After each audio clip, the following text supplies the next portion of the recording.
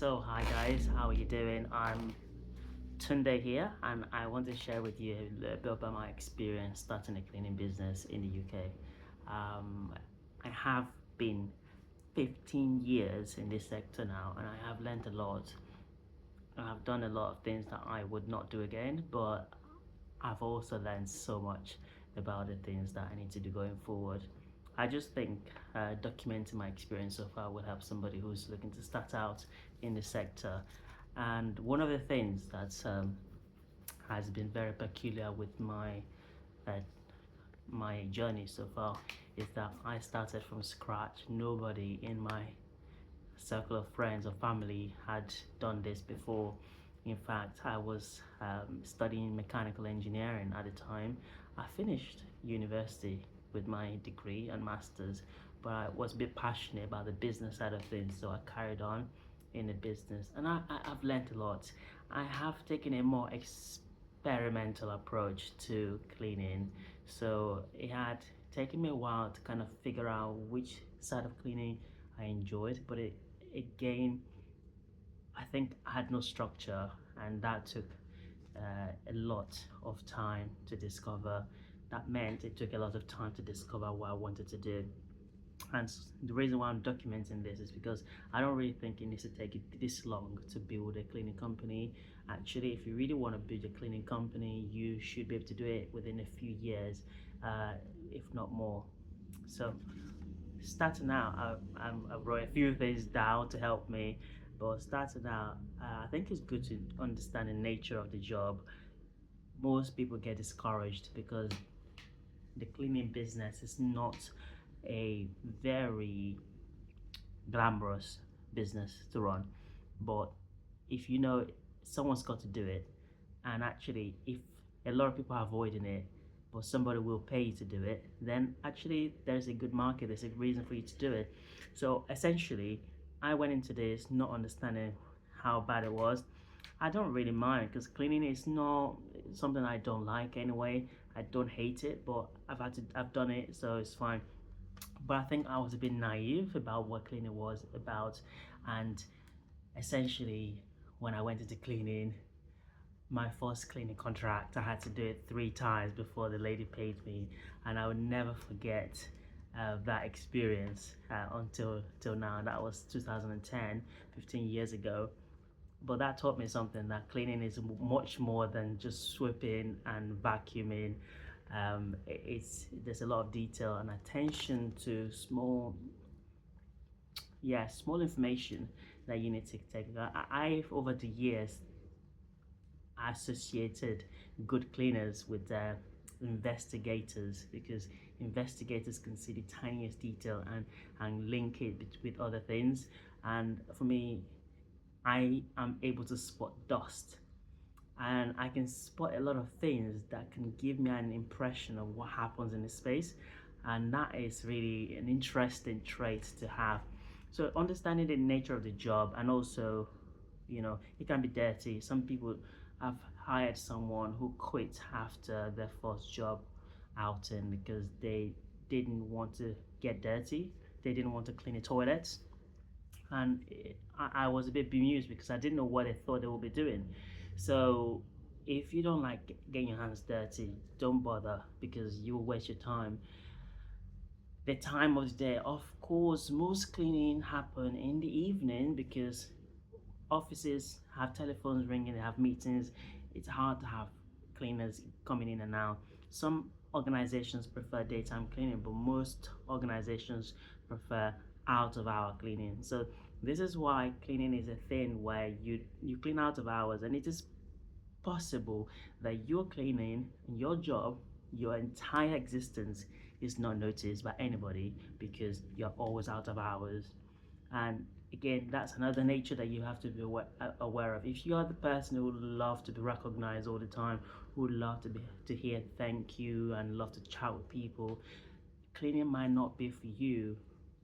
More maybe some types of cleaning might be for you. Cleaning schools, for example, might be your forte.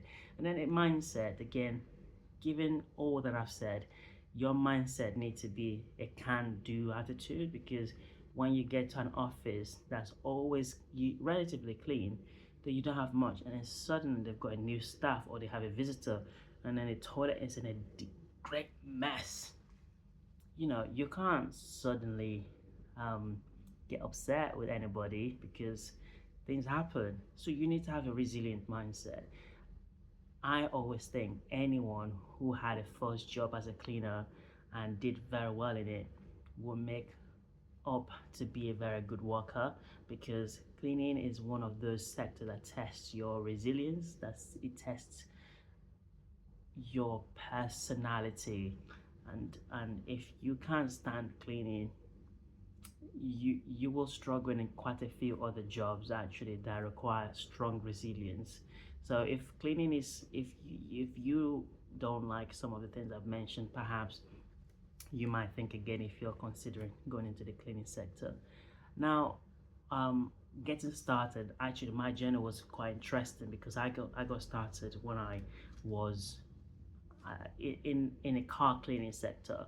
I love cleaning my cars, so I offered to start cleaning my neighbors' cars for a fee, and I started charging other people to clean their cars.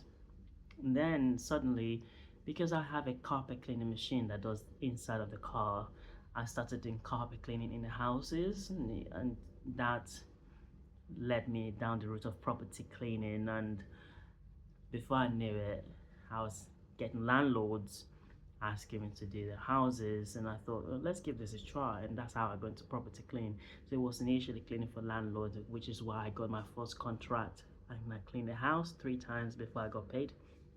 The then that got me into the cleaning because I figure out what needs to be done to have a good cleaning, to provide a good cleaning service. So I worked for a lot of landlords while I was at uni, finishing my degree and my master's. And then when I finished, I worked as an engineer for a bit, and I thought, well, my mind was really in the business, so I went back into the business and started it all the way till now. There's been a lot of challenges, quite a lot of challenges, and those are not to do with the industry itself, they're more to do with management. And hopefully in some other videos I might cover this. But one of the things I want you to know is that getting started can be a journey. However, for you, if you want my advice, I would say it is always good to start domestic cleaning straight away.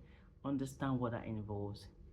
Cleaning is not as you know it in your house. Every domestic customer wants something different, so you need to be willing to understand what someone wants and provide it. If you're a really good cleaner, that won't be difficult for you anyway. So I'll say when you can do domestic cleaning, you can see that fits your schedule. It didn't fit my schedule because I want consistency. I wanted to employ people, and to employ people, I need to guarantee them weekly hours. So commercial cost cleaning was what I ended up settling for. I then later on went to commercial cleaning, and while I was doing commercial cleaning like offices, GP surgery, vet, I also went into industrial cleaning. Industrial cleaning is where you get the maximum profit, but the job is not always guaranteed, and you have to travel around. So again, you have to understand the nature of your setup. If you're the type that have people you can call on to job on a job and go 100 miles away to do it for a day and a half, 2 days or whatever, then it might suit you. You get more money doing that.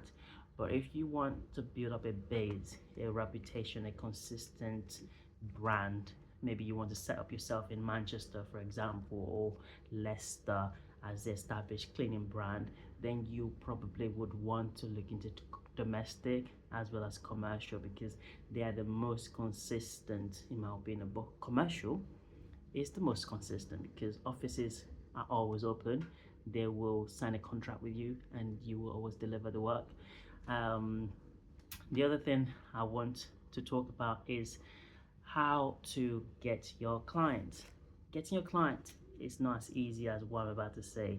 However, there's a process to it. However, the truth of the matter is nothing is that easy. If it's that easy, everybody will be doing it. But if your personality is that of the can-do attitude, like I mentioned earlier, you suddenly realize that you've got to do it if you need it done. So whatever you need to do, you just have to learn it and get on with it. My experience of finding clients is by going to networking events. So I told you earlier that I was working for landlords. Actually, what got me into that sector is because I started attending a property investors networking event back in Peterborough. And this property investors network, a lot of landlords are there. So I'm there pitching to landlords about cleaning while they're there learning about property investment. I nearly got into property investment because I knew everything about property investment, but it wasn't really my interest at all. I tried it and I didn't feel passionate about it, so I focused back on cleaning. I'll say to you that networking is one of those places to build reputation, and 10 years on, I have still connections that I built in those networking events, and they helped me to establish a gentle but growing stream of work. I'll say that is almost an easy start for most people. It is time consuming. I was single then, but I'm not single anymore. So right now, I might find it hard to do that. Currently, I would say if you're starting out and you want to grow your business, first thing you need a web page or at least